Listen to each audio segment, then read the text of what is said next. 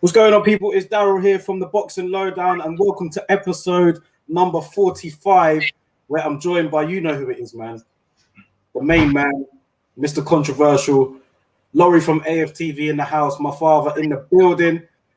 Yo, what's going on, man? He's throwing them hands there for you people. What's going on? What's going on? What's going on? Yeah, I'm okay, man. What's up? What's up? What's up? What's up? Yeah, man, I'm ready. I'm ready, man. Ready for another fire episode of the syndicated The Boxing is Lowdown show, featuring you, my son, and me, the dad, Laurie from AFTV. Let's go! Let's go, man. Before I get started, man, I just want to say big shout out to some of our viewers, man. Stefan, Harvey, Will. There was someone on Twitter today that put out a link saying, who's your favorite boxing podcast, or who's your favorite boxing people, you know what I mean? And we got quite a few tags, man. So shout out to those guys. Yeah, representing for us, man. They're representing. So I have to shout them out. Do you know what I mean? Like, they put us out there. Do you know what I mean? So they really are feeling the show. Do you know what I mean? And I know at times I've said I've been frustrated and whatever at not getting the sort of numbers that we should have. But I'll tell you what, the people that we do have here that are locked in, you couldn't ask for a better crowd, man. Those people are loyal. Do you know what I'm saying? So shout out to all of them. And we're going to have another great show today. Absolutely. And I would just say on that as well, shout out to my boy Dan Aziz, currently the English light heavyweight champion. He actually reached out to me last night on WhatsApp, and he says, yeah, man, get him on the show. I like what I see. He goes, that guy, he didn't know you were my son, obviously. He goes, that guy's really good, man. He goes, yeah, man, get me on. I've got enough things I want to say. So if you're watching Dan, which I'm sure he will be, yeah, man, I've spoken to my son, and we're going to get you on very, very soon. As soon as our schedules align, we'll get Dan on. He's not only an excellent fighter, but he's a real stand-up guy. And like I said, man, he hit me up and said he wants to come on the show. So listen, man, we may not get the numbers we quite deserve as yet, but it's a movement, man. It's a slow burner, and we'll get there. For sure, man. Big up everybody, man. You guys know the rules anyway. Drop your comments in the comment section. We'll start cooking, but we'll go through the comments as well as we go along. You know, I've just got a good feeling for today's show, man. I got a good feeling. So let's just get straight into it. The comments are blowing off already. DS has put here, yes, my family, you guys all good. Very good, brother, man. Very good, man. WM has put here, that was me, champ. Yeah, I know it was you, bro. I know it was you. I got the tag. I got that. So big up you, big up Harvey, big up Stefan, big up everybody, man. Trust me, enough love, man. Enough love. Harvey has put here, what's going on, guys? Hope you're both well. WM has put credit where credit's due. My boy Francisco, he was emailing me about the NBA last week, man. And he's put here, good morning from Arizona. Break it down, brothers. You know we will. WM in the building, he's put here, I hope you're both well. Loving the content as always. So yeah, man. Let's get ready to cook, Laurie, man. I know you're ready for another good show. And let's start off with the show last week. Let's start off with the Fight Camp show last week. The last week of Fight Camp week 3. You know, got a decent show. I wasn't looking forward to it as much as I was the other weeks, but still a decent show. Did you manage to catch it? Did you manage to watch it? Yeah, I did. Yeah, I watched most of it. Yeah. It was a good show. All right, let's quickly go through it then. Quickly go through it right here. I have to be honest. I'm not going to pretend and lie to any of my people. I missed most of the show. I did catch the main event. I did catch the last 3, but the top ones here I didn't catch much of. I know the results, obviously, but no, if you'd like to quickly just run through those for me. Yeah, I mean, of that top row there, I've got to say I was very impressed by Raymond Ford, man. Ford, he's been out the ring for a while, American guy, been out the ring for a while. He had 1 or 2 issues outside the ring. He took on Reese Bellotti, who's a former very good amateur, good puncher, decent pro, lost a couple, but always comes to fight. And Ray Ford stopped him in the 3rd round, man. It was very impressive, very quick, very sharp, let his hands go. Looked like he was on a bit of a mission, man. So, yeah, Hopey Price looked good. He did look good, yeah. Yeah. How did Zelfa Barrett look? Did Zelfa Barrett look good? You know what? I was going to say that was the one fight that I heard about that one, but I didn't really catch it. That was earlier on. It was a late comer, wasn't it? It only got announced like a day or 2 before.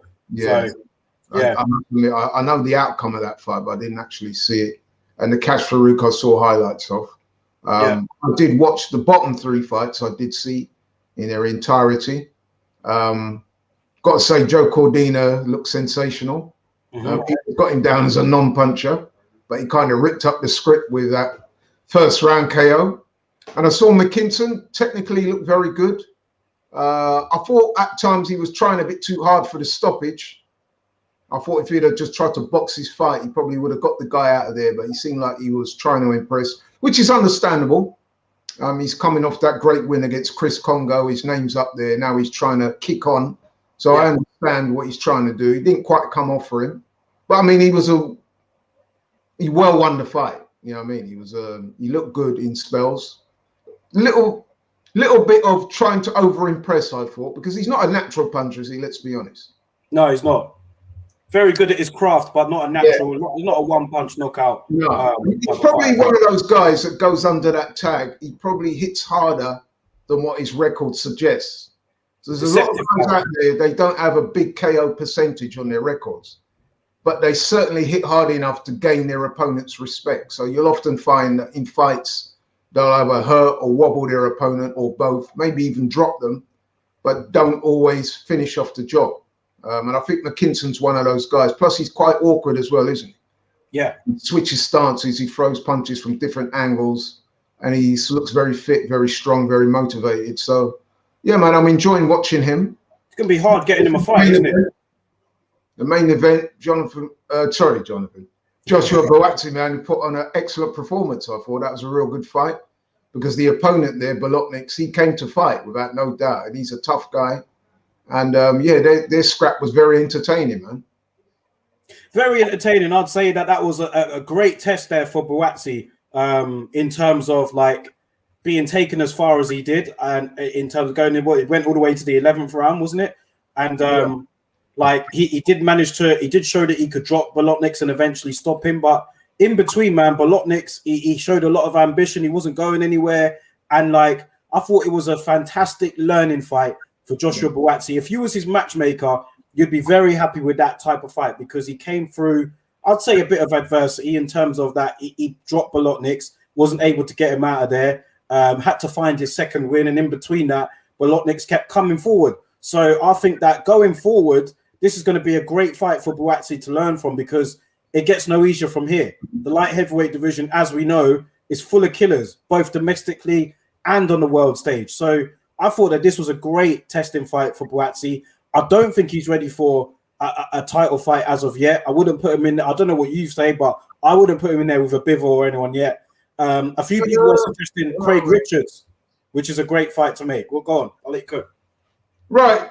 I agree with most of what you say. However, I would beg to differ slightly when you say he's not ready. I mean, to me, I think he's got an excellent chance against somebody like Bivol. I really do. What now? What next? Right now, yeah. Right, yeah. I mean, listen, man, Craig Richards fought Bivol and did pretty well. I mean, him and his camp thought he did enough to win. I don't think he did enough to win. No, he didn't do enough to win. But nevertheless, he did better than a lot of people expected, yeah? And he did win some rounds. And I would go as far as to say that if he showed a bit more... You see, fighting at that level for the first time, you know what I mean, you're going to be a little bit wary if you've got the experience that Craig Richards has got up against an experienced campaigner and a talented fighter like Dimitri Bivol. It's almost like you've got to negotiate 2 or 3 rounds and actually think, you know what, I'm in here, I'm still here, I'm pitching, and you know what, I think I can win this fight. But by then you may have given up the first 2, 3, maybe 4 rounds before you really get into it. I think the difference at that level is you've got to go in there and believe in yourself and back yourself right from the off. You've got to make a positive start for the most part, yeah? But with Buatsi, the way he fights, I mean, I've described him to you and 1 or 2 others, people who know me online and so forth, as currently Britain's most exciting fighter. Because, and the reason why I say that is because... More exciting than Conor Benn? Yeah, I would give him the edge over Conor Benn, and I'll tell you why. Because he's a very aggressive guy, and when he tags you, he's looking to get you out of there. But also, with that aggression, he kind of makes himself slightly vulnerable because he's very hittable. He likes to stay in the pocket, plant his feet, and really let his hands go, man. You know what I mean? So he's superb to watch. And of course, he's fighting at a slightly higher level now than Conor Bennett. So I would say, yeah, at the moment, currently in Britain, he's probably our most exciting fighter. If not, then he's definitely in the mix as one of the most exciting fighters in Britain right now. And he punches hard and he's committed to attack, man. Harvey saying he'd give Buatsi 1 or 2. I agree with this, man. I don't know if I'd throw him in there with Bivol now. You're saying you'd throw him in there with him right now. Do you think he'd beat Bivol then? Yeah, I think he's got a good chance of beating Bivol. I mean, listen, in an ideal world, yes, I agree. 1 or 2 more fights. But then you don't know how this is going to go. I mean, you've seen Bivol. He's about to sell his own to Canelo, isn't it? It would appear so. Well, I heard that negotiations for his fight with Caleb Plant are back on now. Yeah, it could be that Canelo, being the diva that he is using Bivol as leverage in the negotiations with Caleb Plant. I highly suspect that might be going on. But nevertheless, we've seen in the past where Bivol has called out Canelo, disappointingly in my view, because he's a light heavyweight. He should be going after the other champions in that weight class. Okay, I know he's beaten Joe Smith earlier in Joe Smith's career, but he should be calling out Beterbiev. It's a natural fight to make. They're both Russian. You know what I mean? Let's get it on. But that fight doesn't seem like it's going to be made anytime soon. But listen, man, I've been very impressed with Buatsi, man. And when he's the kind of guy as well, he will rise to the occasion, just like he did in the Olympics when he won the bronze medal, and he put out the favorite in that tournament. You know what I mean? So I think that's the kind of guy that Buatsi is. He will rise to the challenge. He believes in himself. He reminds me of a kind of Holyfield, doesn't he remind you of that? He's got that kind of Holyfield quality about him, where he's fully committed to attack. He doesn't mind taking a few back, but he will go for the win. And I think at this stage in his career, man, I don't think he should be frightened or intimidated by Dimitri Bivol, who is not a big puncher. He's a very talented boxer, but he's not a big puncher. I don't think he'll frighten Buatsi, and I think it's a very winnable fight for him. I really do.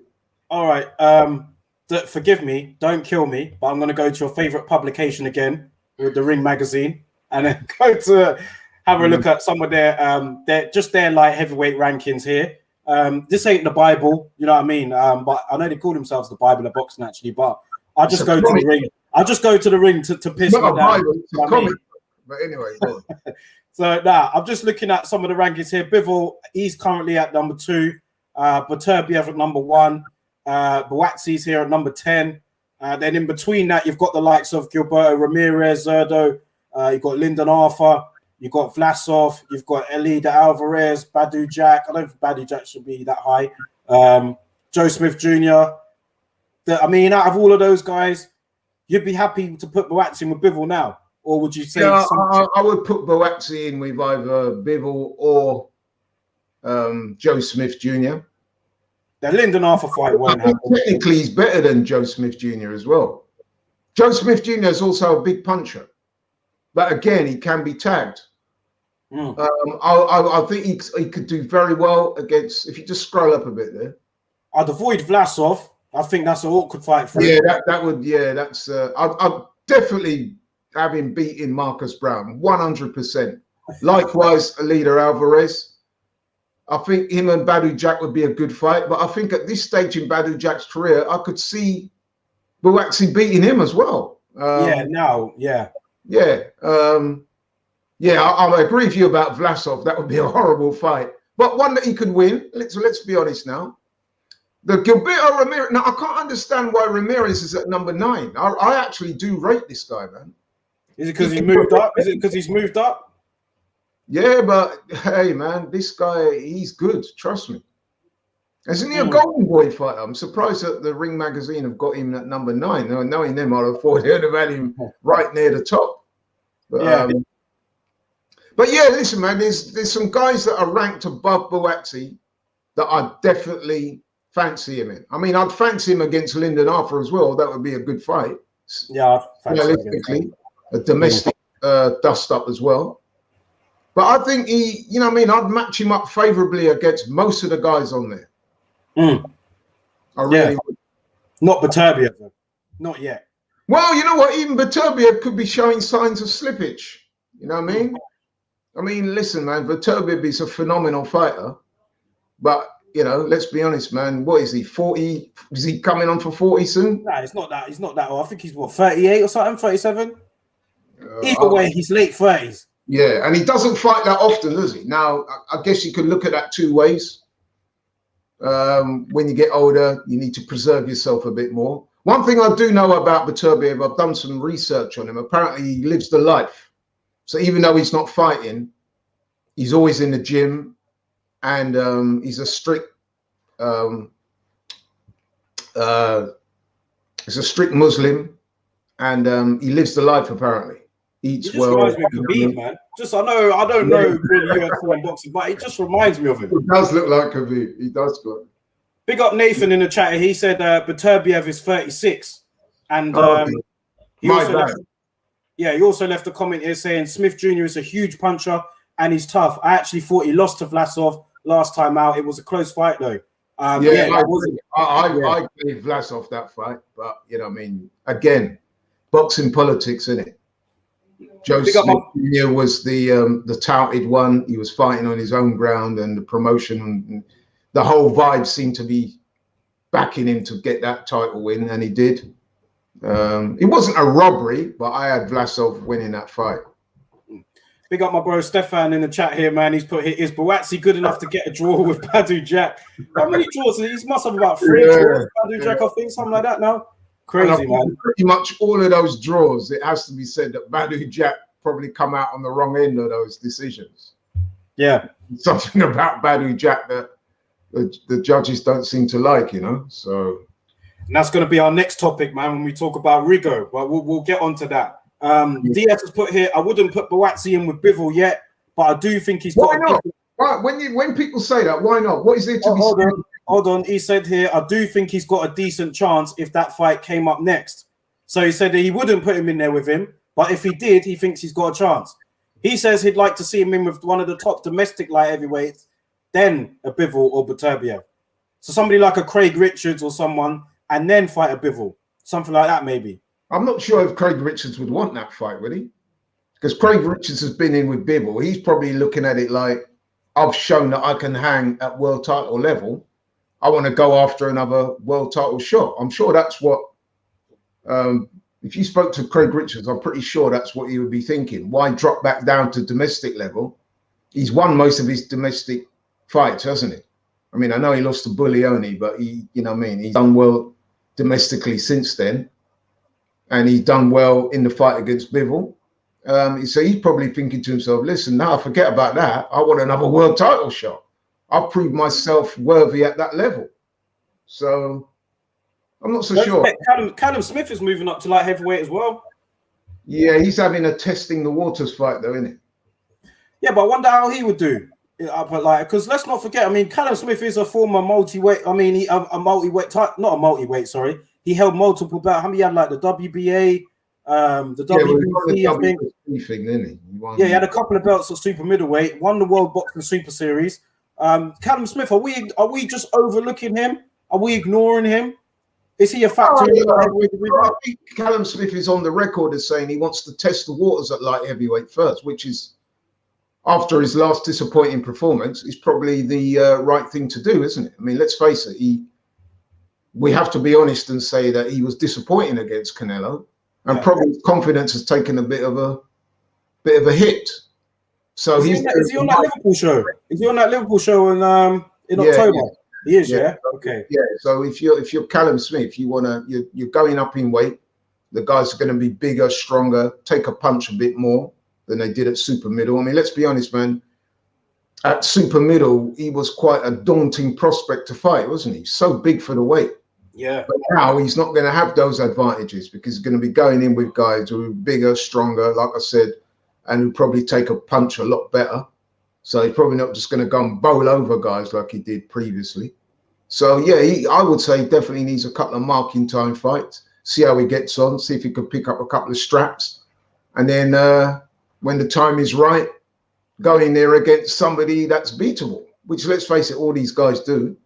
So I want to see the likes of Calum Smith calling out Beterbiev anytime soon, particularly as his stablemate, Callum Johnson, was soundly beaten by Beterbiev, even though he put up a good effort. But it was a losing effort all the same. So I would imagine that someone like Calum Smith, right, he's probably looking at Beterbiev as well. Thing is with Calum Smith, he can't afford to take too much time because with light heavyweight, you can't maneuver too much before you bump into one tough guy. And he's what? Calum Smith is how old? 30, 31 maybe? Yeah. He's in his 30s now. To be fair, you got a few people in light heavyweight, they're a bit old, like Beterbiev, for example. He is 36. So he's still got a career ahead of him. But it'll be interesting to see where he goes, what direction he chooses to go in. Yeah. Being trained by Buddy McGirt now as well. That would be interesting. So all those things kind of play into that narrative I was saying, that he wants to build, which is understandable. Like I said, he's coming off that disappointing loss against Canelo, where I don't know if he froze, but it definitely wasn't him in there that night. And like I said, his confidence is likely to have taken a hit. He's going up to a new weight class, different breed of fighters. You know what I mean? He's going to have to choose his opponents carefully and monitor his progress before you start calling out the names in that new weight class. Ian Hamilton has said here, Buatsi passed another gut check in going long in a fight and getting a second win. For me, he needs another fight with Virgil, but Eddie seems to be wanting him to go for a title. Conrad has said here, I agree. I feel like Eddie is rushing him. Listen to Virgil and give him 2 more full camps and proper fights. So the majority of people in the comments, from what I'm gathering, are saying that they think that Buatsi will be able to compete at world level, but they wouldn't put him in there yet. Yeah, well, listen, I can understand that as well. But I'm saying if I'm watching Buatsi now for pretty much all his career, and I've seen the progress he's making up, and I'm kind of thinking, I'm looking at him and wondering where his ceiling is. I just think that he could be ready right now against the right type of opponent. Yeah. And I think that Bivol would not frighten Buatsi. Yeah. And I think that is a winnable fight for him, as is the Joe Smith Jr. fight. I think technically Joshua Buatsi is just as good, if not more technically proficient than Joe Smith Jr. Not Bivol, but then he brings other sort of elements to the table, you know what I mean? His physicality, his punching power, his heart, you know what I mean? And I think that might be enough in that fight. It would be a good fight. It wouldn't be a pushover by any means. But I think it's one that he could prevail in. I really do. Yeah. Let's move on anyway, man. I want to talk about some of last weekend. So I know we spoke about Fight Camp, but there was some other action last week, especially in the States in particular. And before we get on to Virgil Ortiz's very impressive performance, I want to speak about Rigondeaux against Casemiro. And first of all, let me just apologize again to everybody that I'm not going to pretend and say that I watched the whole fight. I did a full in-depth. I didn't, okay? I saw the highlights on there the day after, and then I thought, okay, I'm not surprised by this. Let me see what the Twitter community is saying, whether they agree with the decision or not. To be fair, it was mixed. I saw some people saying Rigo got robbed. I saw some people saying that they felt that Rigo didn't do enough. But then a few people were at me and telling me, look, don't even bother watching it, man. Don't watch it. Don't do that to yourself. So I knew that you'd watch it. So I was just like, yeah, I'll let you analyze it a bit more. I've got the punch stats up here for this particular fight. I know it doesn't determine who wins a fight or not, but just looking at it, I'm just like flipping out, man. Like this way, like when I look at it here, total punches altogether here, 44 for Rigo. Is that right? Does that sound right? Seriously, 44 for Rigo, 47 for Casemiro. Was it that bad? Like, talk to me, Lorimer. How did you see this fight going? Did you agree with the decision? And what do you make of the fight in general? Well, what I would say straight up is, you know, I'm a boxing fan when I watch this. You know what I mean? Because you've got to be a boxing fan to watch this. And what I would also say is that if you're suffering from insomnia in any way, then this is the type of fight that will cure your insomnia. Because when I say it was boring, man, it was god-awful boring. Trust me. Even the highlights were boring, man. The highlights were boring. Yeah, exactly. You know what I mean? And it was very hard to watch rounds through from 1 to 12 in this fight, man. There were very few highlights, plenty of lowlights. But you know what? I'm going to say this, man. Based on what I saw and what I believe to be the criteria on scoring a fight, I think Rigondeaux probably won that fight, man. I think the term robbery is overused in a lot of fights and in this one because there simply wasn't enough quality punching to determine a winner. But based on what I saw, I would have to say Rigondeaux, I would stop short of saying deserve to win, because it's very difficult for me to say you deserve to win a fight when you spend almost the entire fight backpedaling, aka running, you know what I mean? So I can't say he was robbed. It wasn't a robbery because he just simply did not do enough. But then Casemiro as well, he didn't do enough. I mean, he was just basically following Rigondeaux around the ring. Sometimes he would throw some haymaker that seemed like it was coming all the way from the Philippines, and Rigondeaux was able to just duck underneath and mesmerize him, man, at times. I mean, he couldn't hit him with a bag of rice, seriously. And every now and again, Rigo would counter him. And he did land a couple of decent shots that had me thinking that, was Casemiro a little bit doubtful of coming forward and letting his hands go properly? Because he did get countered a couple of times. His head snapped back and he did look hurt on one of those occasions. And I'm thinking to myself, well, he's doing all this posturing and, you know, making it look like he's going after Rigo. But is he really? You know what I mean? So the jury's out, man. You know what I mean? I mean, listen, if I had to score it to one or the other, I would have scored it to Rigo because he did the better work. And again, like I said, I use that term loosely because there wasn't much work being put out. But the better punches that I saw landed definitely come for Rigo. He easily had the better ring generalship in terms of, you know, I mean, his defense and his footwork and stuff like that. I mean, let's look at the criteria for scoring a fight. I did actually make. Oh, so you know what? No, I was just about to say that to you. Yeah, like for me personally, when it gets to, like, I mean, Conrad said here, how can you win a title if you don't throw punches? But for me, what I'd say is if they both weren't throwing punches, from what it seems like, punches. When it comes down to that, surely the next step that you look at is ring generalship. Who's dictating the pace of the fight? And even though there's hardly a pace at all, who was like really kind of, do you know what I mean, having it their way, kind of controlling the sort of action, or who was making it more their fight? And from the sounds of it, it sounds like it was more Rigo's fight than Casemiro's. Without a doubt. Like I said, the only problem is you found it hard to really award it to him because he was so negative for most of the time.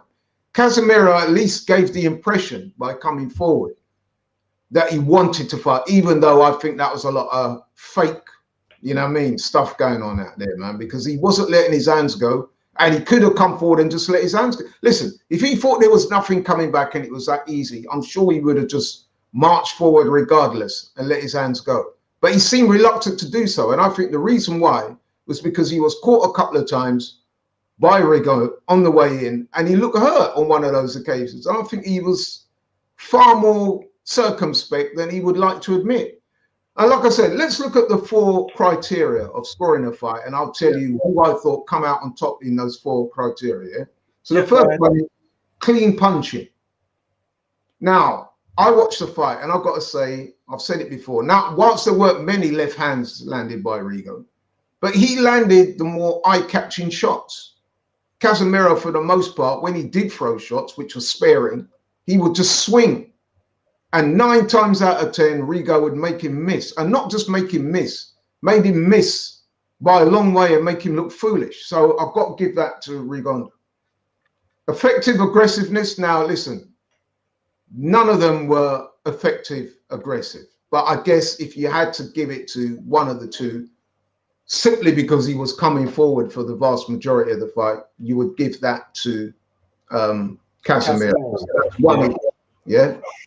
Next one, ring generalship. You've got to give that to Rigo, man, because he showed in there. He was doing what he wanted to do.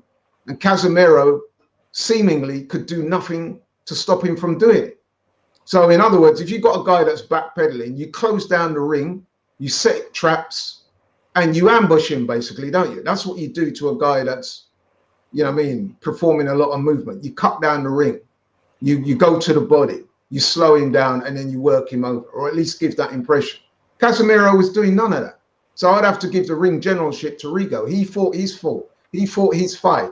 And Casemiro could do nothing to stop him from running. Yeah. So I've got to give that to Rigo. Last one of the four is defense. Now, I'll tell you now, man, Rigo made him look stupid in literally every round. So Rigo clearly won that criteria. So out of the four, 3-1, I'm going with Rigo. But like Rigo won that. But I can't really say with any sureness or certainty give the fight to him, because he just didn't do enough. And there was one thing I was going to say on this. It's something that not too many people have picked up on, if any, of the reports I've read. So it's not that I've got this from somebody else. This is my own assessment. When I was watching that fight, I'm thinking to myself, where's the referee? You know what I mean? If this guy's running around the ring and not engaging, as the referee, that is one of your jobs, apart from protecting the fighters, is to make sure that the fight flows. So what you do, you call the two of them together and say, listen, man, this is a professional fight for a world title. We've got people watching live in the arena and around the world. This is not what they came to see. This is not a spectacle worthy of a world title fight. You're going to have to engage, right? If they continue to run and not throw punches and stand off each other like what they were doing, posturing, posing, taunting each other and all that type of stuff, the fans are booing. He's got a duty, in my opinion, to call them together again and say, listen, if you don't start fighting, I'm going to dock you points. Now, you know as well as I do, if you give a warning, you dock points, and they do it a couple more times, then you either disqualify the both of them, or the person that's running around the most, you say, listen, man, if you're not going to fight, I'm going to have to throw you out. And if you had thrown one or two of them out, especially Rigo, because let's face it, he's the one that's running, then I don't think no one could really complain. And if he sets a precedent by throwing somebody out for that, then so be it. Has there been a fight where a fight has been called off because of that? I know I've never seen referees tell fighters to fight. I'm sure your viewers can help me with this, but I'm sure somebody's been disqualified for not fighting. Must have happened. Maybe not in a world title fight, but I'm sure if we delve deep into the boxing annals, I'm sure somebody somewhere will come up. What I'll do is I'll look it up after this show and we'll talk about it next week. But yeah, so to me, the referee has a big part to play in this as well. Why are you not insisting that the fighters show some respect to the fans and the people watching by actually engaging with each other instead of running around the ring, taunting each other? None of them are throwing any real punches of any significance, but you're there taunting each other, doing this or putting their hand. That was dreadful. Yeah. And that happened on that referee's watch. And I think that was quite poor from him, to be honest. Yeah, I mean, everyone here saying it was an awful fight. Stefan here, Nathan saying it as well. Francisco saying here, I appreciate Rigo's skills, but he was defensive to the extreme in this fight. When he got closer and counterpunched, he was successful. A little more of that would have got him the W. I had it a draw. Yeah. Well, I would say on that as well, Francisco's right on that. Whilst I technically, using the scorecard tier I've just gone through, I would have awarded it to Rigo. But I think a draw was probably fair because none of them deserved to win that fight. And yes, Rigo seems to be copying the majority of the blame. But listen, man, Casemiro is not without fault. And I'm telling you now, he seemed reluctant. There were times there when I thought, look, you're in range. Throw, let your hands go. But he didn't, because I think he was worried about being counterpunched. And I think he felt a couple of those shots. I thought, rah, this man probably hits a little bit harder than I thought. So I'm not going to make myself look stupid here and run into one. Yeah. Harvey said here, I agree with Laurie. I got bored watching it, to be honest. Where does Rigo go from here? Because Casemiro will probably fight Donaire next. There are other big fights in the pipeline for him. But where does Rigo go in terms of his career now? You look at his career, he's probably about 40 now. He hasn't got a very good style to watch, according to some people. The networks are going to stay clear of him.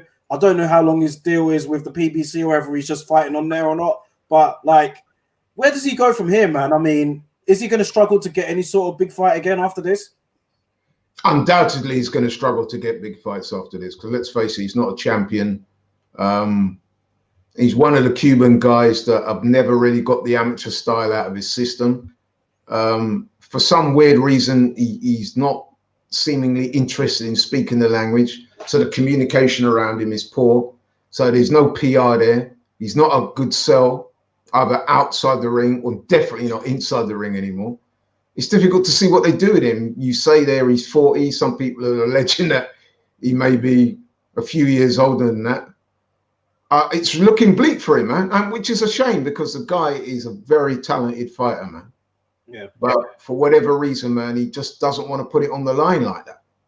And he seems to think, and this is rather narcissistic of him, he seems to think that what he's doing is enough. I'm sure, I mean, he had Ronnie Shields in his corner. Ronnie Shields is a legendary trainer of the modern age. And I'm pretty sure Ronnie Shields is clued in and knows, you know what I mean, what it takes at this level. I'm sure he would have said, listen, man, you need to let your hands go. It's all right, you know what I mean, you know, backpedaling in a few of the rounds and stuff like that and making guys miss. But this is professional boxing, man. You know what I mean? You can get away with that over 3 rounds because, you know what I mean, the fights go quicker. There's another fight on after yours.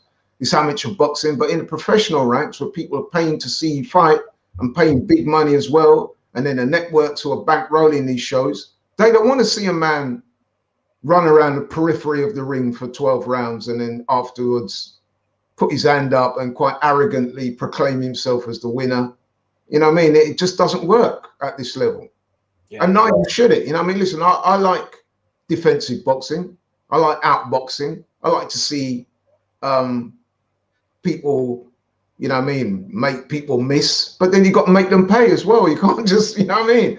So it's a real hard watch, man, a real hard sell. And I think he's going to really struggle. Yeah. I mean, if you was a promoter and you had a show, would you put him on it? You know what I mean? So inside the ring and outside the ring, Rigo is an extremely hard sell. He's not bothered to learn the language. He's very hard to market him, very hard to promote him. And like I said, he doesn't seem to care about the critics. You've told me that before, innit, about fighters not learning the language. Yeah, the Cuban guys, I mean, I was disappointed to see Ugas this week. I know we're going to talk about him later. He's got a biggest fight of his life. Yeah. And the man's not speaking a word of English. Now, Ugas has been over here for a while now, man. I mean, come on now. You know what I mean? You live in, I mean, like, I know Canelo prior didn't like to give his press conferences in English, but he's sort of realized the folly of that, and now he is starting to speak in English, you know what I mean? But the thing with Canelo, he doesn't live in America, does he? I don't know. He lives in Mexico, so you could kind of understand that a little bit more. But Ugas, Rigondeaux, Ortiz. Yeah, Luis Ortiz, Erislandy Lara, all of these guys, they defected from Cuba many years ago and went to the US. Now, I think, maybe I'm being harsh, maybe some of your watchers are going to come back at me and accuse me of some kind of bias or whatever. But I just think that it's incumbent upon them to try and learn the language and to communicate. It's for the benefit of their careers, isn't it? Yeah. You're giving press conferences to the fight and you're having a guy having to interpret all the way through. It's just half the time you think, you know what, I can't bother to watch this. Mm. Well, yeah, I mean, like, am I being unfair? What I'll say is, it's like, you can't complain about not being a major draw in the States, for example, if you're not bothering to learn the language. Like, I guess it's your choice if you want to learn it or not. But at the same time, you can't complain. You can't complain if you're not a major star because of it.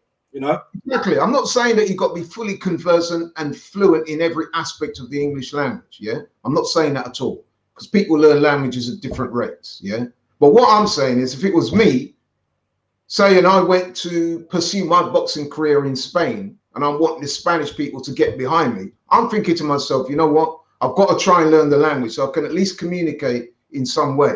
And I'm saying the likes of Rigo, they've been here now several years in America. I just think you can't speak a word of English after all this time. It's disappointing for me, but hey. We're going to talk about the Pacquiao and Ugas fight in a bit. We wanted to speak about Virgil Ortiz, but I've just got a comment here that's going to interest you from Stefan, and he's put here, there's rumors on Twitter of Ugas being injured. Fingers crossed, it's nonsense. Surely that's nonsense, man. I'm surely that. I mean, they were face to face with each other yesterday. I'm sure training camp's pretty much finished now. That's got to be nonsense. That's got to be nonsense, surely. Well, what I would say is a lot of fighters do carry certain injuries going into the ring. I mean, we don't know the nature or the extent of the injury. So it might be one that he's carrying but doesn't prevent him from fighting. Yeah.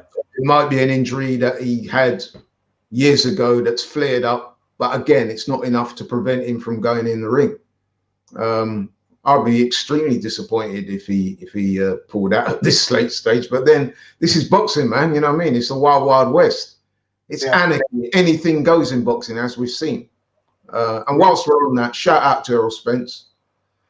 A lot of people were, in my view, being very disrespectful to him, including one Bernard Hopkins, which I thought that was proper slimy what he did there, man, from Bernard Hopkins to suggest that the man might be faking an injury. But anyway, since then, Errol Spencer's, not that he should have to do this, but he's put out on social media the extent of his injuries and medical evidence, proof as to his injuries. So, you know what I mean?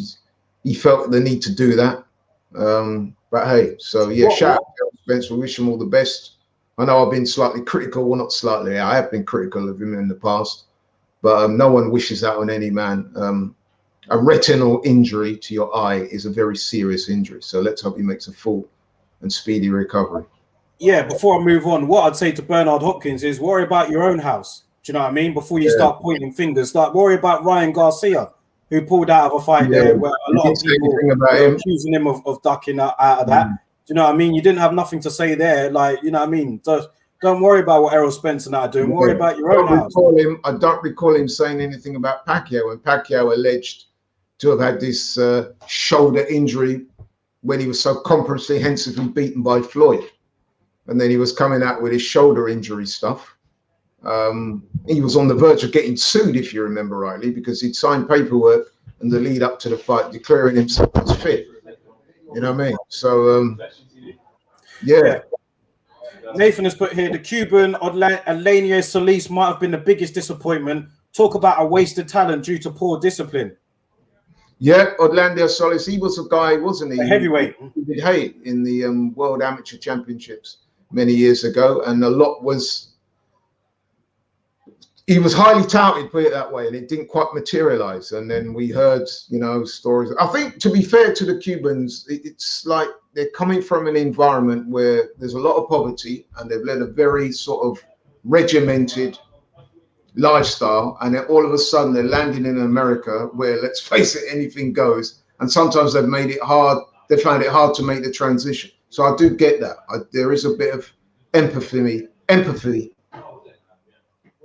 To them for that. But having said that, man, the things like the not adapting to the pro style enough, things like not bothering to learn the language, I think that those are things that they could definitely improve on. And I'm trying not to be hypercritical of these guys, because you know what I mean, the Cubans have produced some great talent over the years. I mean, their amateur boxing program is second to none. And it's remarkable when you consider as well that unlike a lot of the countries, they have a real lack of resources in terms of finance, but yet they consistently turn out the best amateur talent.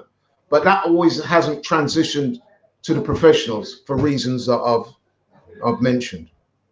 All right, let's move on, man, because we've been speaking about that fight for long enough. Let's talk about an actual fight that was pretty good, entertaining-wise anyway, and that was Virgil Ortiz against Pac-Ugas, a.k.a. the Mean Machine. Very, very good fight that was, man. Virgil Ortiz getting the stoppage in round 8, I think it was. And he had to overcome some adversity, which I believed he would have to at some point. And I knew that the Mean Machine would be able to do that to him. Like in the second round, he caught Virgil Ortiz very well. You know what I mean? Wobbled him, could have scored a knockdown. And you know what? He's been a bit unlucky there, the Mean Machine, with like getting knockdowns or getting calls his way, because let's be real, he knocked down Terence Crawford. He didn't get that call. With here against Virgil Ortiz, he probably could have got that call as well. Yeah, that was a knockdown. I'm not saying it would have shaped the fight. I'm not saying it would have changed the outcome of the fight, but you know, he did have Virgil Ortiz in trouble there. But I was very impressed with the way how Virgil Ortiz handled that adversity. He was very mature. He knew not to go rushing in. He boxed a lot more disciplined after that, and he eventually got the stoppage. He broke the Mean Machine down, and he got the stoppage win. I thought it was a very, very good performance from him, man, to overcome adversity like that. And he really showed to me he had an old head on young shoulders. I know you've heard that saying before, but he showed a lot of discipline to break him down. And that was a tough fight. And I think he did very well. There's a lot to like about Virgil Ortiz, man. Just the way how he took care of business and the way how he's not afraid to call out Crawford. He called him out again. And like he called everybody out, actually. He called all the champions. But there's just something about Virgil Ortiz for me. I really like him. Same with Boots. And these two guys are the future of the welterweight division, man. Yeah, no doubt, man. Like you, I was very impressed. Great performance. And yeah, he did have to go through some adversity.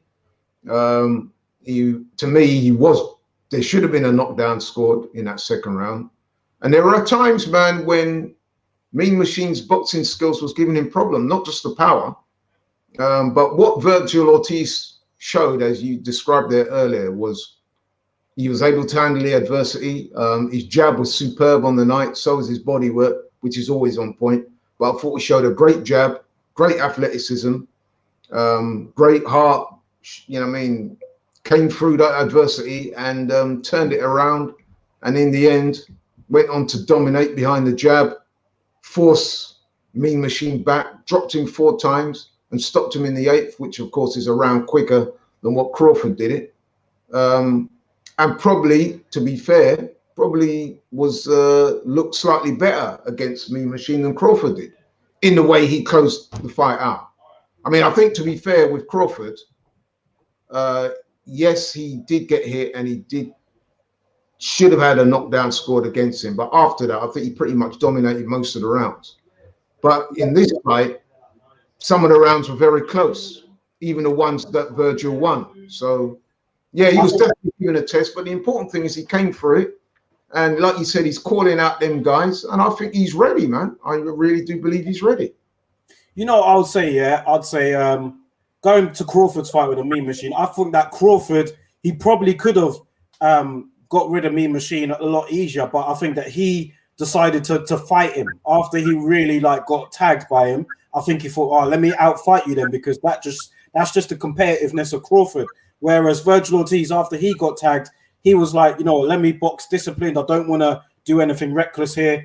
And, it was a smart decision because he looked very good in beating the Mean Machine. But one thing that I would say about Virgil Ortiz is before, back in the day, a year or two ago, I would have been like, nah, you know what, man, let him have a couple more fights. Let that build, don't put him in there with the top guys yet. But now, with the way how boxing is and the way how we let these fights build and then they eventually don't even happen. So if Virgil Ortiz wants to fight these guys now, throw him in there. Let it happen, man, because we're not getting these fights anyway. Exactly, and that's why that's what I was alluding to earlier when I was talking about Buatsi. I'm saying if an opportunity comes, I think he would be foolish to turn it down. If Bivol was to send him a contract and say, "Listen, man, yeah, let's do the fight," to me, if you're in Buatsi's camp, you've got to take that fight, man. You've got to believe in yourself. You know what I mean? You look back in history, man, like the likes of Thomas Hearns, Wilfred Benitez, Roberto Duran, Sugar Ray Leonard. They were winning world titles at 21, 22, 23 years old. Same age as Virgil Ortiz is now. By that time, they'd have probably already won 2 world titles, 2 different weight classes. You know what I mean? Wilfred Benitez was winning world titles at 17, 18 years old. So, yeah, man, I think he's ready. And like you said, him and Jerome Boots Ennis, they definitely look like the future of the welterweight division. I would slightly edge and go for Boots, but then Ortiz has fought the stiffer opposition, so it's a bit of a leap to say that he's going to be better than Virgil Ortiz. The two of them are very impressive, put it that way. So, and I do think both of those guys are ready for the next level. Francisco has said here, Ortiz's jab and his sharp punching was impressive. He was tested and he came through. He'll give the champions at 147 a good fight. Crawford and Spence are too skilled for him, but he's tough enough to go 12. You say that, but listen, man, one of these days, if these guys keep fighting, Crawford and Spence, they're going to lose, aren't they? And the likelihood is they're going to lose to somebody who you never thought they would lose to. And that's going to be somebody who believes in himself, backs himself, takes a chance. And like they say, who dares wins. You know what I mean? That's what happens in boxing. You know what I mean? Nathan said here, Ortiz Jr. is a quality operator. He got chin checked against Kavliauskas, but he adjusted well. His power looks for real.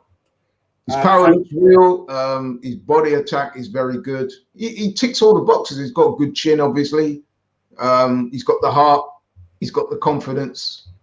There's nothing there that you can look at and say it's a weakness. He does get hit a little bit, but then, you know, hey, he does get hit, but then he's shown that he can take it. So, listen, man, I think if he was to get a world title opportunity, I think he should take it. I mean, listen, if worst comes to worst as far as Ortiz he loses a fight, man, it's not the end of his career. I'm sure he'll use it as a learning experience and he'll bounce right back. But he's destined to be a world champion, I would have thought. Conrad has said here, I'm not sold yet on Ortiz's boxing skills. He looks very basic at times, especially his footwork, but solid basics and power can get you quite far. Absolutely, absolutely. And I think sometimes footwork can be an overrated phenomenon, especially when you start going up in weight. So people look at people like Rigo and Lomachenko, and those guys have got outstanding movement of footwork. But come on, man, guys like at welterweight and above, they're not all going to be floating around the ring like that. In fact, a lot of them tend to want to plant their feet and let their hands go. You know what I mean? So I think sometimes we can...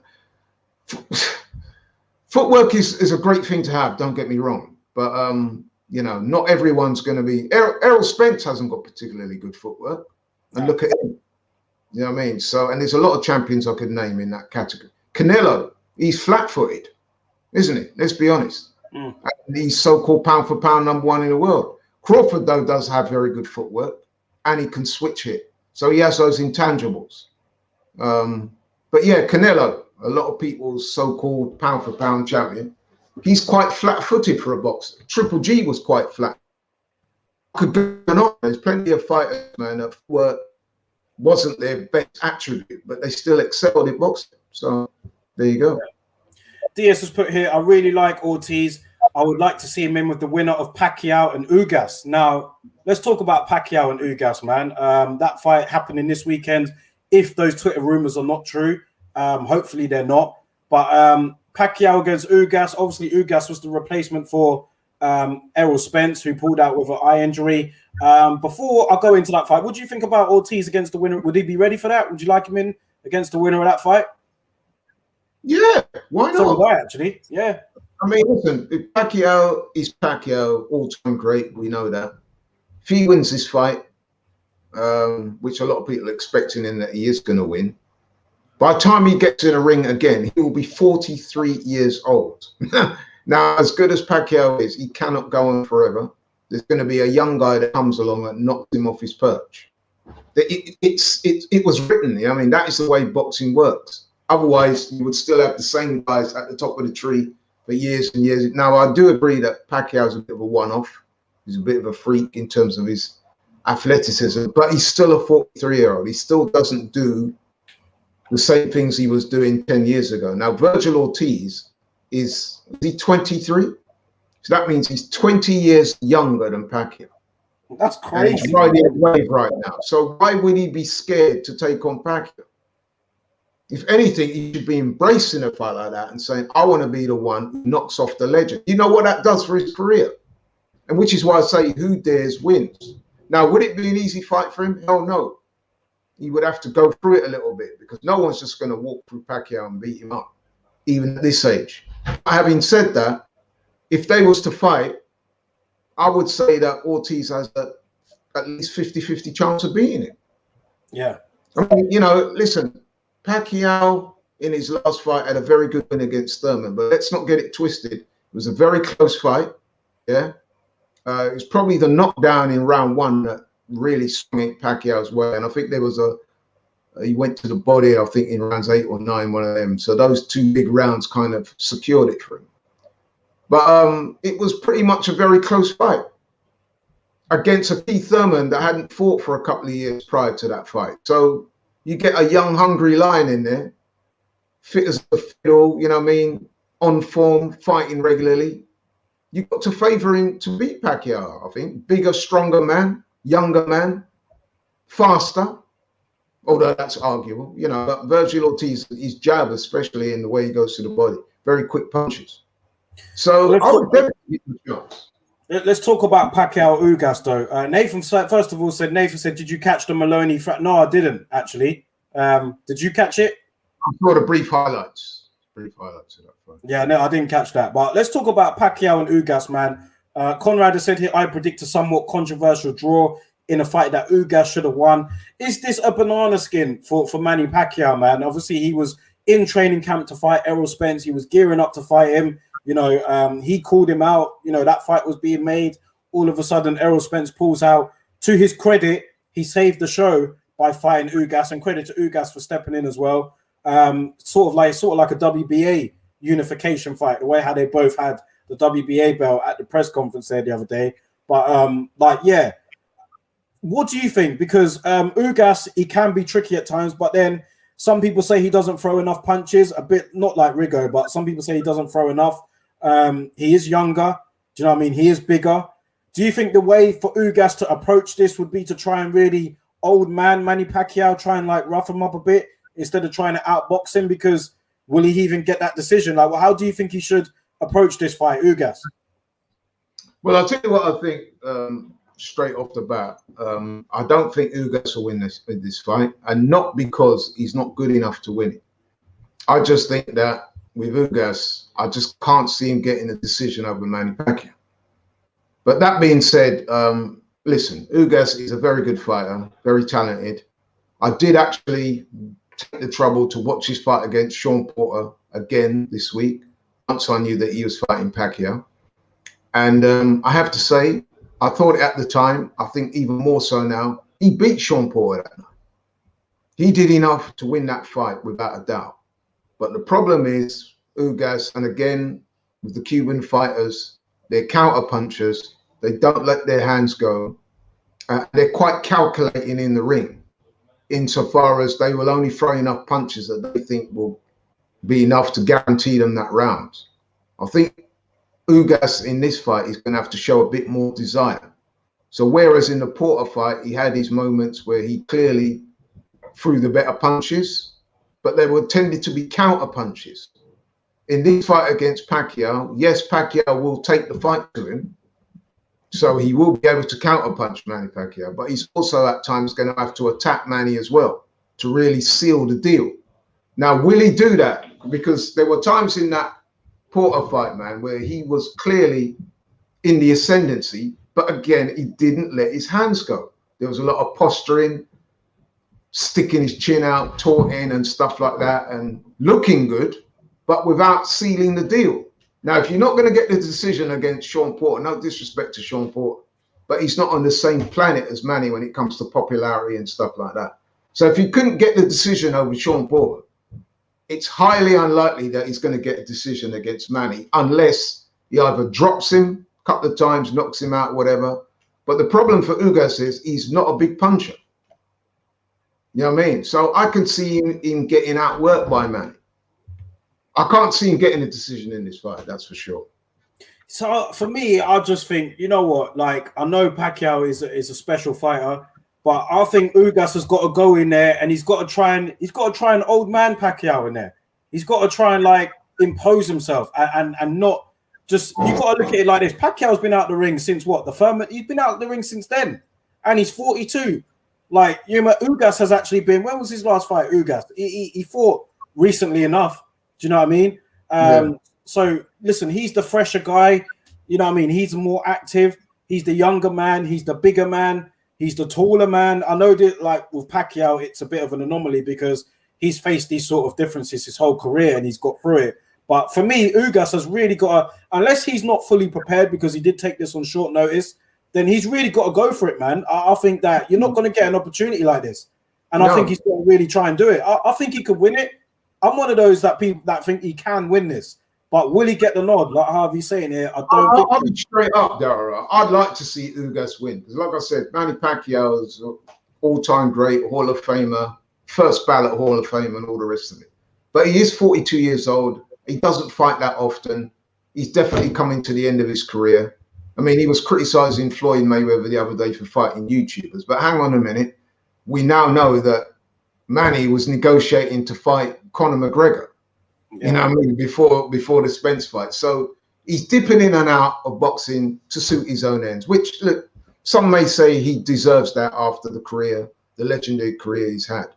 But in order for this sport to keep revolving, it has to produce new champions, new stars and people like that. Now, Ugas is 35 years old. He's no spring chicken himself. But I'd love to see a guy like that come from nowhere and win a world title. You know what I mean? Because he is a very good fighter. The problem is, and I'm going to call it straight up, does he have the desire at this stage in his career to upset the odds against a champion like Pacquiao? And when I say desire, I'm not doubting his heart. I'm saying he's got to go in there and throw it all on the line, even when he's tired and he's thinking, you know what I mean, I've got to be a little bit cautious here. He's got to throw that to one side and say, I'm going to let my hands go. I'm going to punctuate this round by being the clear winner of this round. So if the fight does go against him, there'll be some kind of uproar against the decision. People say he got robbed. He cannot afford to make it even close. And that's why I don't think he's going to win. A, I'm not sure if he can defeat Manny Pacquiao in that style. And B, like I said, I've just got no confidence that he's going to get a fair shake on the cards. He just doesn't fight that way. I've seen a couple of his fights. Like I said, when he fought Porter, I thought he did enough to win. He beat Porter. Yeah. But again, there were times in that fight when he could have forced the issue and left no doubt. And he didn't. You know what I mean? And so, you know, I know it's easy. Maybe he might have learned from that. There used to be this mindset in boxing, and I'm pretty sure it is still there. It's kind of unspoken rule where you've got to rip the title away from the champion. And that's what that scenario is in this fight. He's got to do a job on Manny to win this fight. And I'm not so sure that's going to happen for the reasons I articulated previously. Well, technically, Ugas is he's the champion, isn't he? But I know what you mean. I know. Obviously, you're saying Pacquiao is the A-lister. He's the big name. I'm not expecting Ugas to get any sort of favors in a close fight. And the thing is, I see the fight being close. So in that sense, I'm going for Pacquiao by decision, split decision maybe.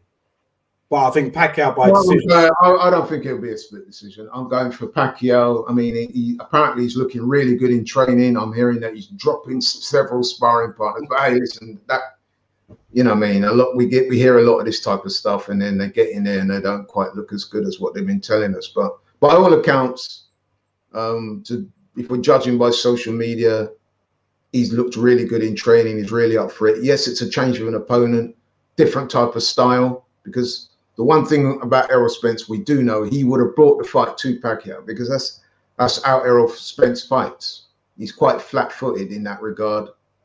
He's very willing to mix it up with you. He's a body puncher, Errol Spence, as well. But Ugas is not of that kind of ilk. He's more of what I call a counter puncher. In other words, he wants you to lead off, and then he will come back at you when he feels it's safe and necessary to do so.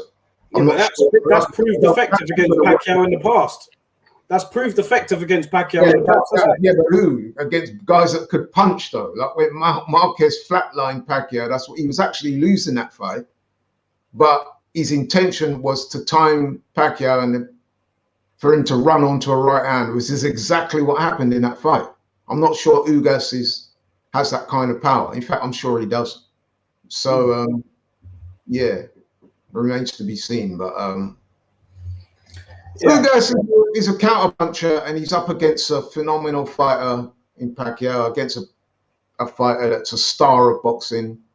And listen, man, I just think that he's just not going to get any love on the cards. Because I was thinking that when he was going to fight Errol Spence, Pacquiao, I was very worried that Spence wouldn't get any love on the cards, and that's Errol Spence. You know what I mean? So for Ugas, the possibility of that is even less, isn't it? Let's be honest. Francisco says here that Ugas can counterpunch well, and Pacquiao leaves himself open to counters. He does. He's put here, if Pac still has his speed and power, it will cause him problems. I agree that Ugas can win it, but he won't get a decision. That seems to be the common theme here amongst everyone in the chat, that they think Ugas can do enough, but he won't get the decision. It just depends what Pacquiao's got left. You know what I mean? He's 42. And, you know, if he's anywhere close to what he can do, then you'd have to pick him. But Ugas has got the style to cause him problems. It is a potential banana skin, but I just think Pacquiao will just get the decision. I think Ugas can beat him, but I think Pacquiao will get it. Yeah, I mean, listen, Ugas has got all the physical advantages, apart from things like speed and power. I'm talking about in terms of his height, his reach and stuff like that. Maybe even his physical strength. He's got those advantages over Pacquiao. But you've got to make those count. So, yes, he's a good counter puncher, but he's also got to employ the jab. And the jab's got to be in Pacquiao's face all night long. And then once you've got your jab going, then you've got to counter with the right or left hook.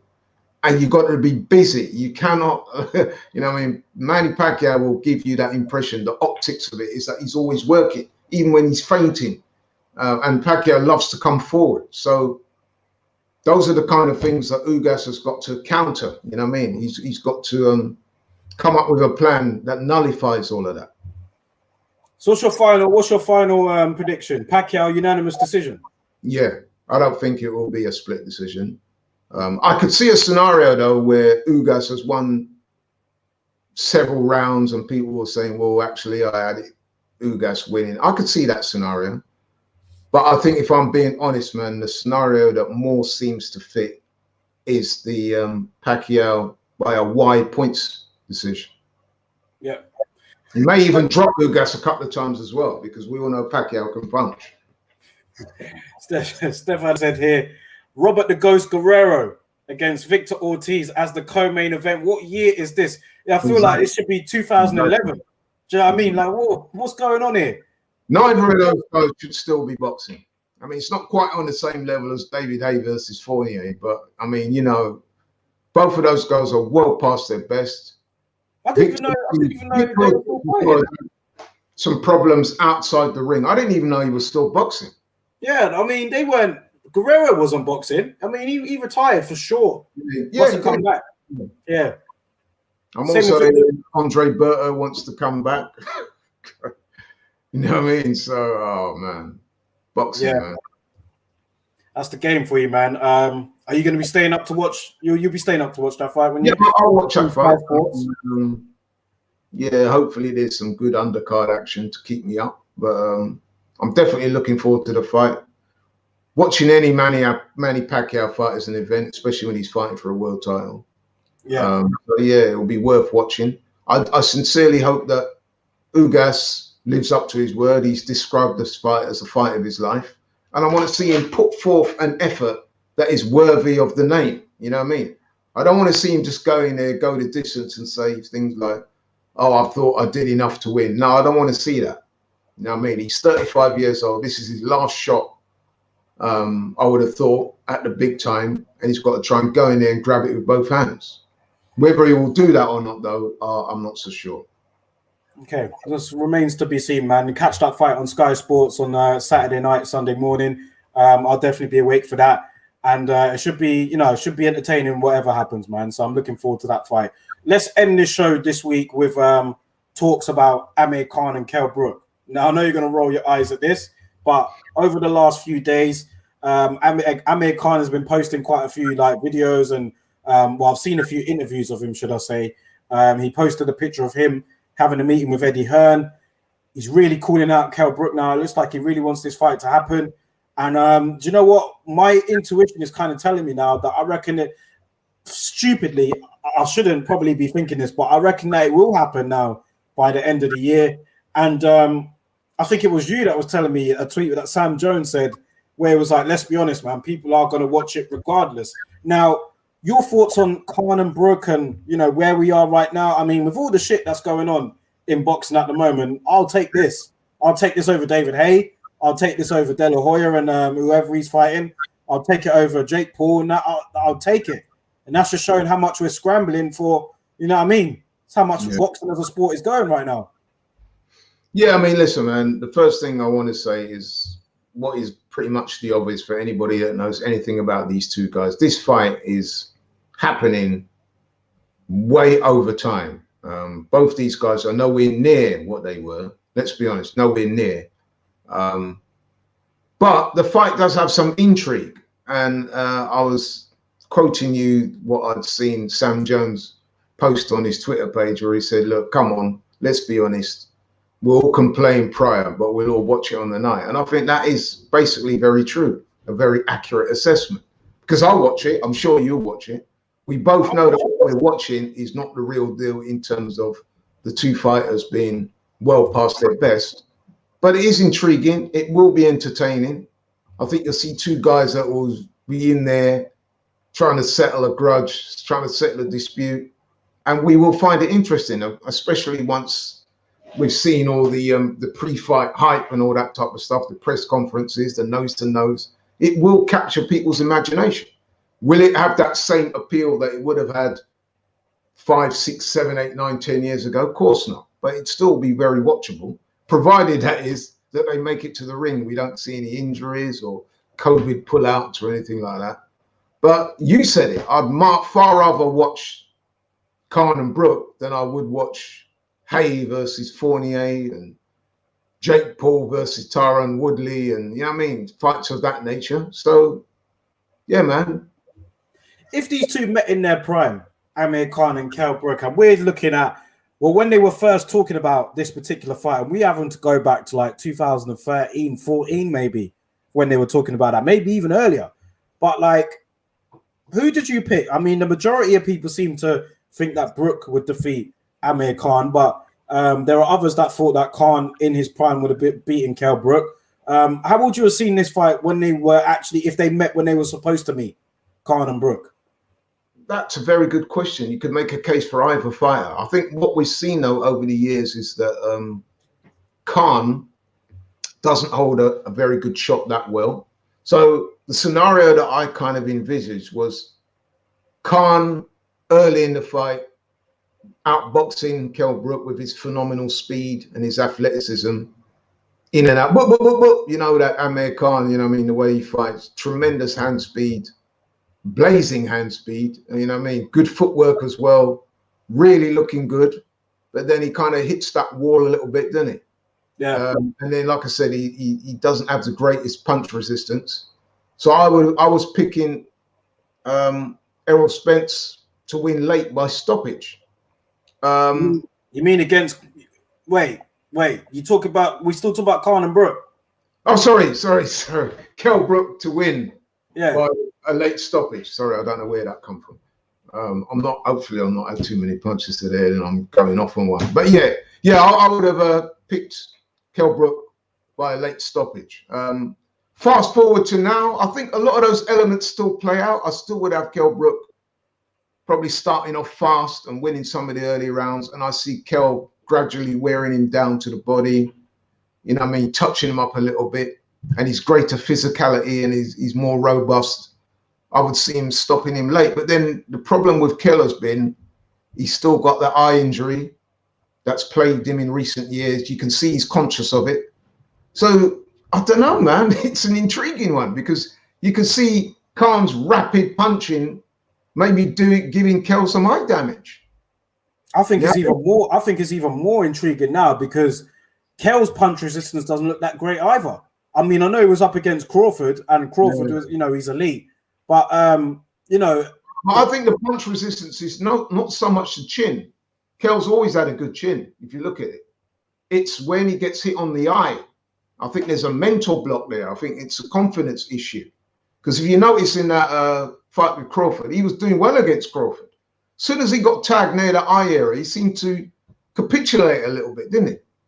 He doesn't get knocked out, Kell Brook. If you look at his fights, he does not get knocked out. Even when he fought Kell Brook, you know what I mean, he goes down, he's on one knee and gets counted out. You know what I mean? And he's been in there with, you know, murderous punches like. Yeah, but that was back then. Yeah, but what I'm saying, I think the eye has definitely got those demons running around in his brain with regards to him getting hit there. So I could see, like I said, man, I could see Amir making a fast start, hitting Kell with a couple of shots to the eye, to the face, maybe it's swelling up, and maybe Khan might win. So it's an intriguing fight, man. But I would lean towards Kell Brook. Stefan has said here, all those years that Hearn promoted Brook and wouldn't make this fight, now he's not promoting Brook. He's going to make the fight. He seems closer to Amir Khan these days. It's crazy, really. What I found kind of ironic about this time around, as opposed to the previous times, is that it's Amir Khan that's calling out Kell Brook. Have you noticed that?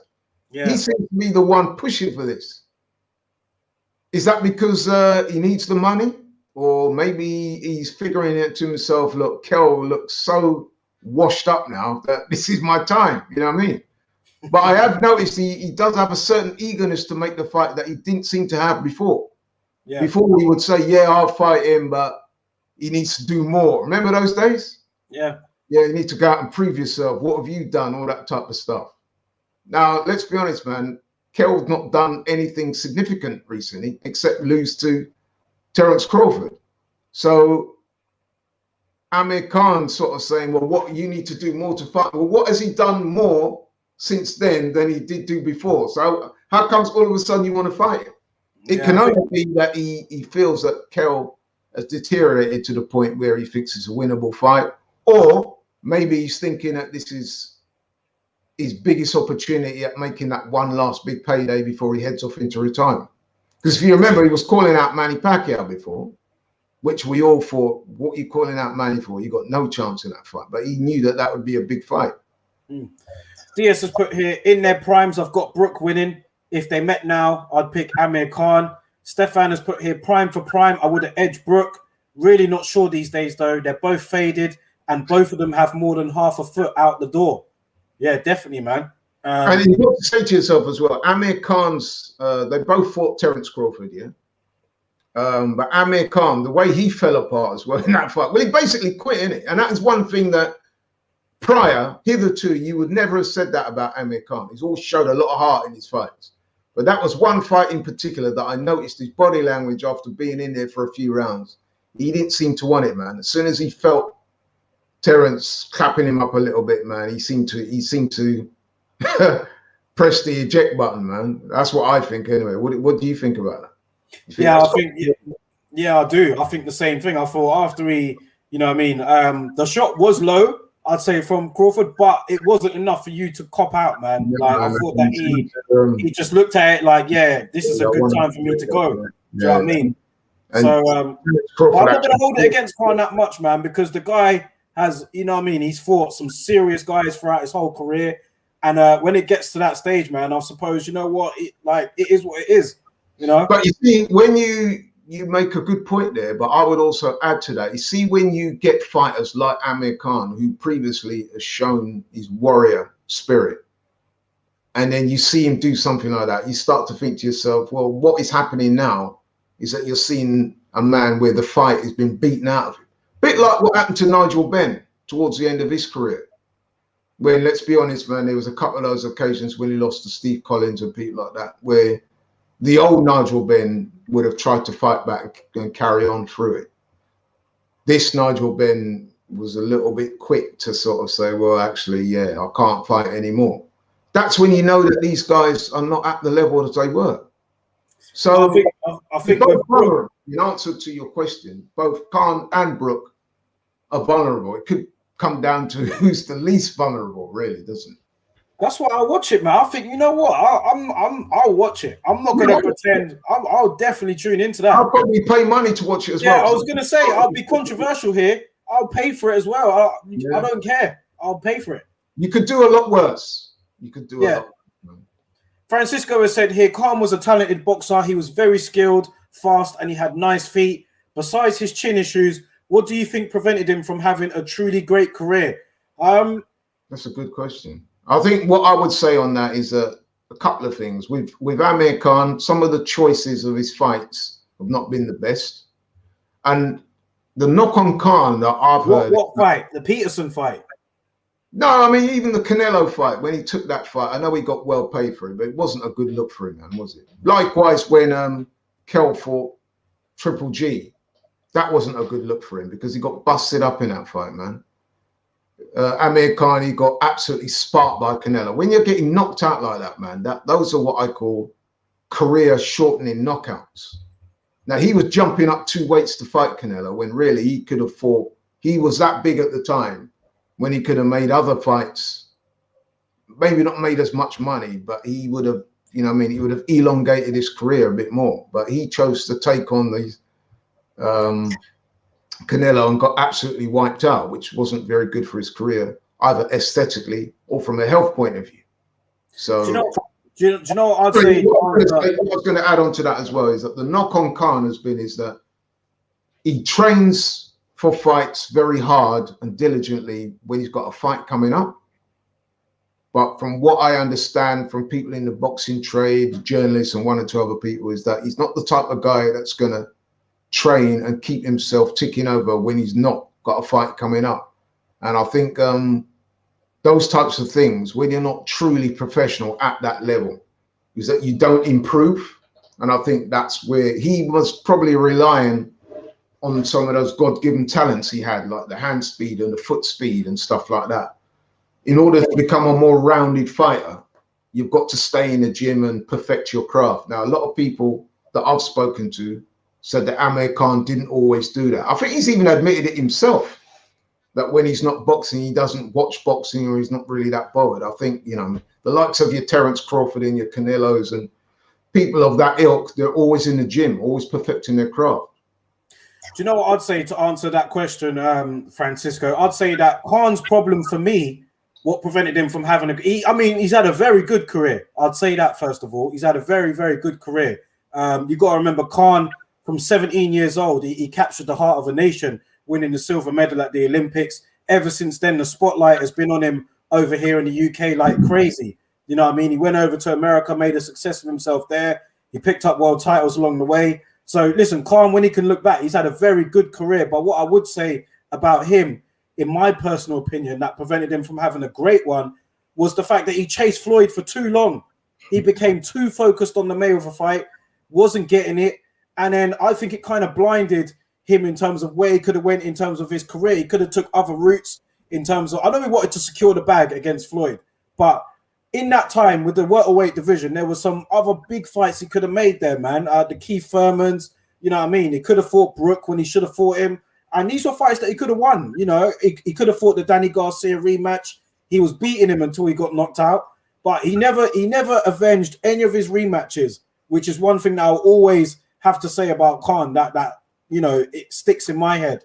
And the fact that he chased Floyd for too long, for me, that's why I was disappointed that he never wanted to rematch Bradis Prescott. Although never rematched Prescott, never rematched Cart, never rematched Garcia, didn't rematch what's the other guy? Peterson. Didn't rematch any of the guys he lost to. Yeah.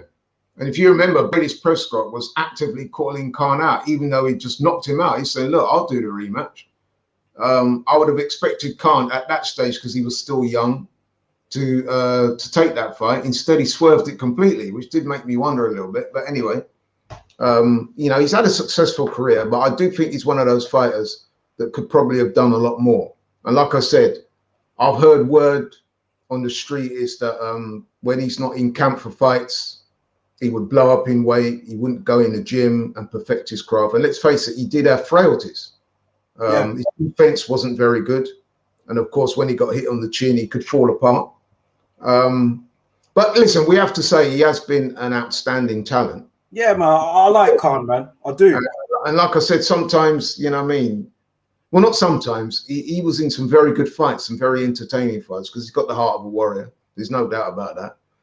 Yeah. The only black mark against that is, like I said, in that last fight against Crawford, for the first time in his career, I saw signs of quitting it, which is something you can say what you want about him not having a good chin and him being chinny and not being robust enough. But one thing people always said is that Amir Khan has heart.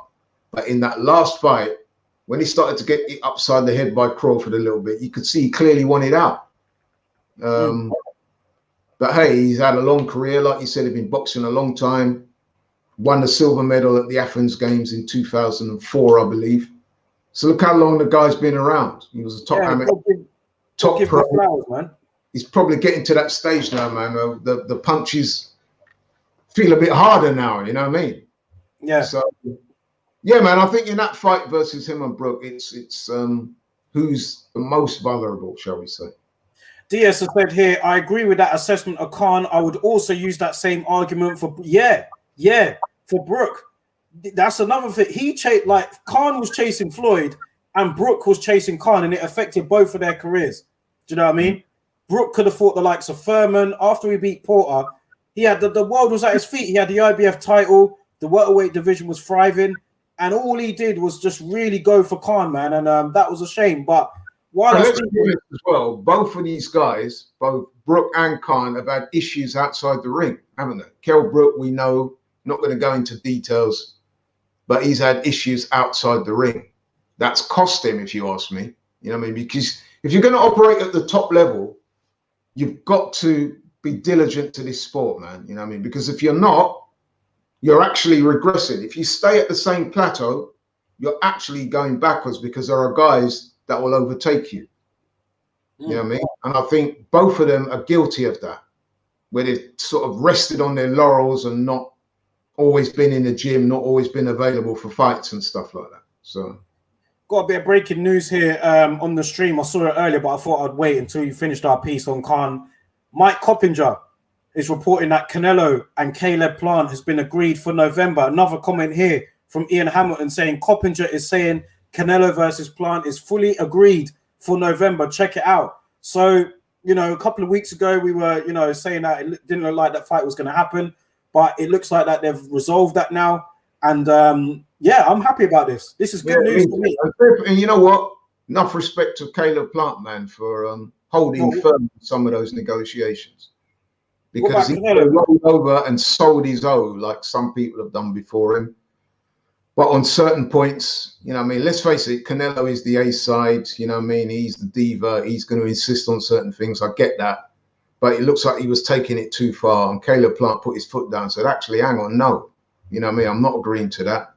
And certain other things. So fair play to Caleb Plant. So if that's an indication of things to come, that means he's going into this fight to win, which is not something you can always say about Canelo's opponents. And listen, Caleb Plant, I feel, I said it before on your show, is a much better opponent than the last few opponents that Canelo's had. Yeah, and I think much better than Billy Joe Saunders. I think he's a better opponent than much better than Calum Smith. Much better than those. Obviously, he's better than Calum Smith. Certainly better than Avni Yildirim, and definitely better than Billy Joe, in my opinion. And I think his style will give Canelo problems. It could be one of them where after 5, 6, 7 rounds, you can make an argument for Caleb Plant being ahead on the scorecards. Again, I'm going to say, I know I'm sounding a bit like a broken record, but politics being the way they are, I can't see Caleb Plant getting a decision over Canelo. Well, it is on a PBC show. It is on a PBC show. Canelo has gone over to the P. Are you not giving Canelo no credit for that? For going over to the PBC and boxing politics are. I just don't think that the judges are going to be brave enough to score the fight right. That's my cynicism in boxing. I'm just very skeptical. I just think that Canelo, when push comes to shove, he will get the nod on the score. If there's any close rounds, he will get the nod. So it's not always to do with Canelo. Sometimes it's just the sort of cult of personality that a boxer creates. So people watching the fight are just subconsciously going to score for it. A bit like what I was chatting about with Manny and Ugas. Ugas is going to have to dominate the rounds that he's going to win. If he wins them on Saturday, he's going to have to go that extra yard. And that is a very difficult thing to do over 12 rounds. Yeah, but do you not think Caleb Plant knows this? Yeah, it's one thing knowing it, but it's another thing to pull it. This is what I'm trying to say. To pull that off over 12 rounds against a fighter as good as Canelo is extremely difficult. So the only way you can kind of level up is if you can hurt him. Now, I can't, based on what I've seen so far, I know he had that good win against Uskata. Caleb Plant, I'm talking, doesn't appear to have the power to hurt Canelo. When you see some of the guys, we have to be honest and say that Canelo has one of the best chins in boxing.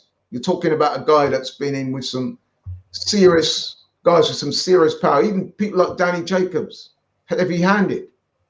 Canelo, serious power. I mean, Triple G, serious power. Couldn't put a dent in Canelo. So do we really think that Caleb Plant's going to do it? Well, we'll see, man. Big up Stefan for this comment, by the way. Sweet hands versus sweet beef in terms of Canelo and Caleb Plant.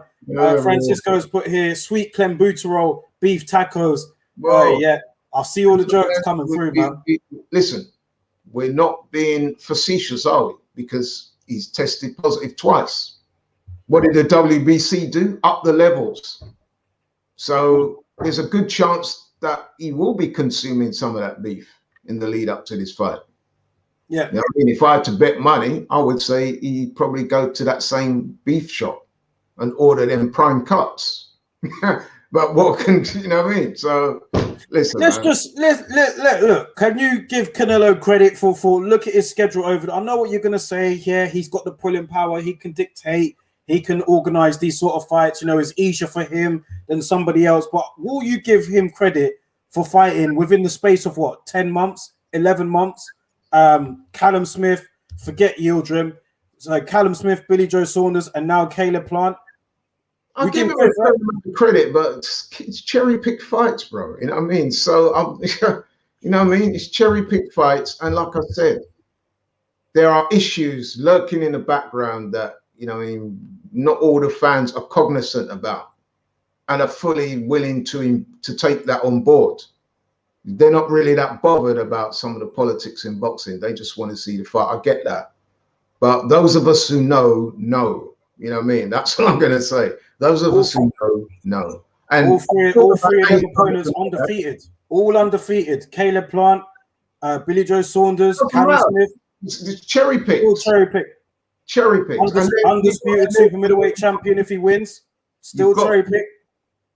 Cherry picked. And then you've got to take on board as well the judging. I mean, these are big things. It may not sound like you said, listen, you talk about A-side. When Canelo fought Floyd, who was the A-side? Yeah, but you're saying judging, but you're talking about something that's not happened yet. Like, that's not happened yet. No. When Canelo fought Floyd, who was the A-side? Yeah, but this was 2000 and what? Yeah, but nothing's changed. Nothing's changed. That's what I'm saying. When Canelo fought Floyd, Floyd was the A-side. Look at the scorecards in that fight.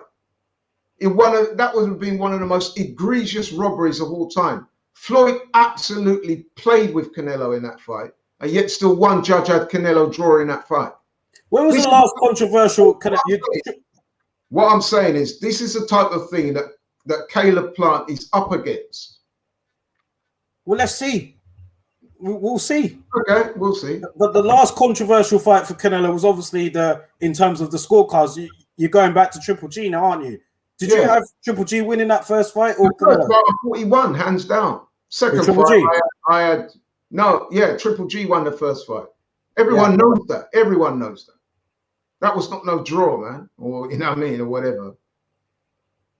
Triple G should have won that fight. I think everybody neutral pretty much says that, apart if the Canelo fanboys ain't going to want to admit it. The second fight, I actually scored it in favor of Canelo. He made the adjustments.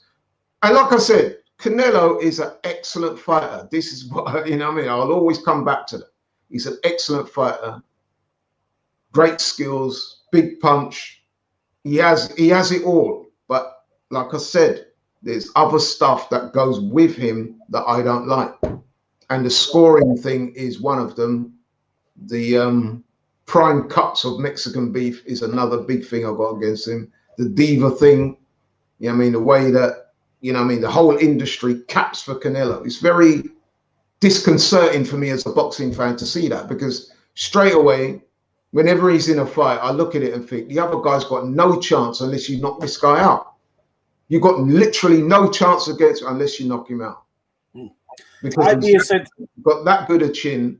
And even if you do beat him up on points, there's no way the judges are going to be fair and let you win. So how do you beat him?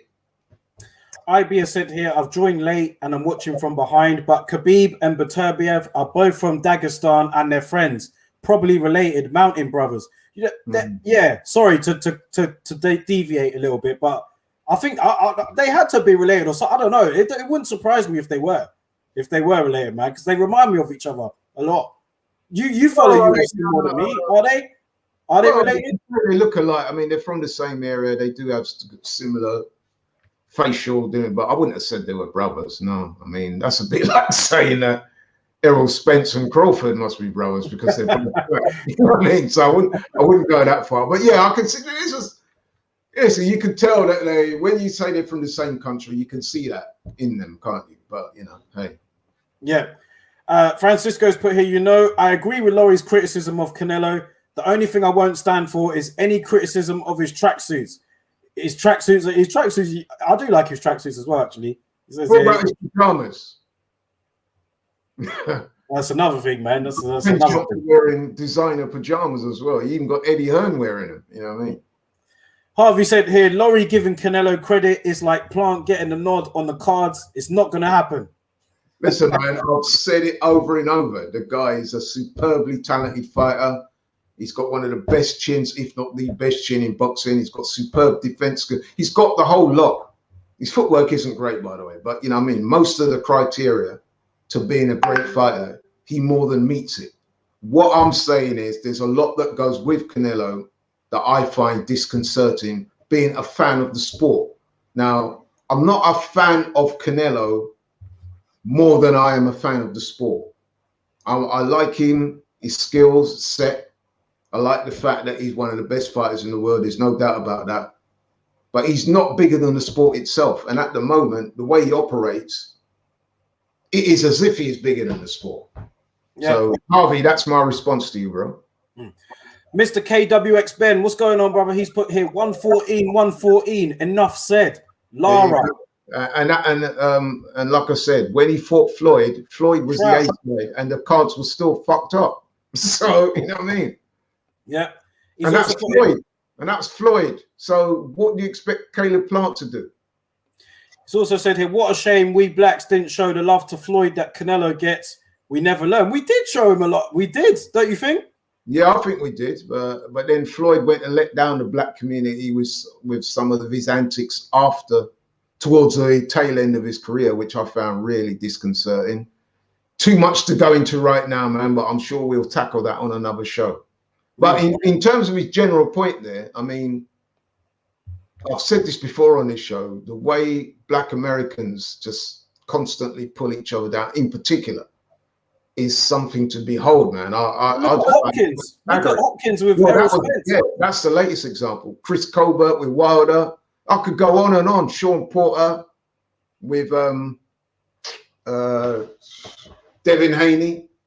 You know what I mean? They're horrible with it, bro. There's some real crabs in the barrel ethos going on there, man, in the black community that I really found quite strange, man. You know what I mean? We got it a little bit in this country.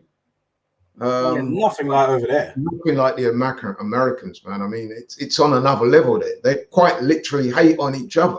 There's no unity at all. I mean, you look at the way other Filipinos, you know what I mean, put Manny on that pedestal. They would never talk against that guy. Never come out and say he's going to lose a fight or go against him. You know what I mean? Big up my brother Obes in the chat here, man.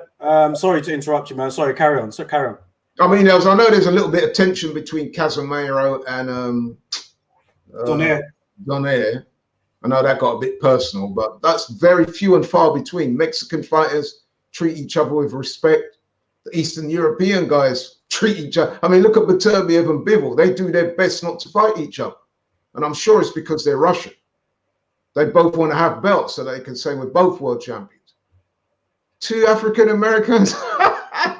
Whoa, man! Just look at the way Charlo was dissing Wilder the other day, man. You do not see that in other cultures to that same degree. Nowhere near it. And it's very disappointing for me to witness that as a black man on the other side of the pond. Very disappointing. I mean, like I said, we do have it here at times with some of our guys, but it's not on the same level as it is in America. Those guys really do hate on each other. I would love to know why. I suspect I know why. Like I said, it's too much to go into now. Maybe you need to get Jeff on the show one day, man. We can chop it up and talk about that kind of rivalry they have over there. And that's a good idea. I'll reach out to him. We could go into it, man. I'll reach out to him. I'm sure it's some deep-seated deep-seated antagonisms and all that stuff going on. But yeah, man. Wow. Crazy. Oh, in the chat he's put here, undisputed, let's go. We finally got some good news. Yeah, man, this is good news. This is good news, man. Canelo and Caleb Plant. Undisputed title at 168. I'm happy as well. I'm looking forward to the fight. I'm looking forward to that fight. It's be a good fight. I give Caleb Plant a chance, but not much. But I'm still looking forward to the fight. Harvey said here, I'm a Canelo fan. I love his fighting style, but I do understand some of Laurie's frustrations, especially the scoring situation. It's not good for the sport. Obes said here, we've had undisputed at 140, 154 almost, and 168. Hopefully heavyweight next. I like Obes' optimism here, man. He's right, though. Do you know what I mean? We moan about boxing a lot, but this is a good thing. So, you know. Yeah, let's see it, man. Let's see it. And, you know, one thing I would say, last week I was critical of Tyson Fury. I said I didn't think he'd show up to the October fight. I've since found out, because I know that there was rumors going around he might not make it to the October fight. And I expanded on that last week. But since then, it's emerged that his daughter, his newborn daughter, was admitted to hospital. She was in ICU for a while. So I'm glad to hear now that she looks like she's going to be okay. Like I said, even though I'm not a fan of Tyson Fury's antics, but at the same time, man, you know what I mean? No one wants another individual to go through what he's gone through in the last week. So I'm glad that that situation seems to be resolving itself. And I see also where he's come off social media now. He said he's in lockdown mode until October the 10th. So it looks to all intents and purposes that he's taking it serious and that we have a fight in October, which is also good news. Yeah, good news, man. And yeah, you're right on the Tyson Fury piece, man. Couldn't have said it better myself. I'm glad to hear that, you know, that his daughter's making a full recovery.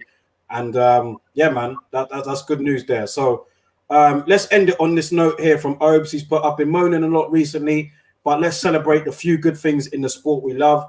And, you know, it's been a shit summer for boxing, but as we approach the end of summer, towards the end of the year now, hopefully we get a few more big fights. And, you know, the year's not over yet. You know, it could still be a good year.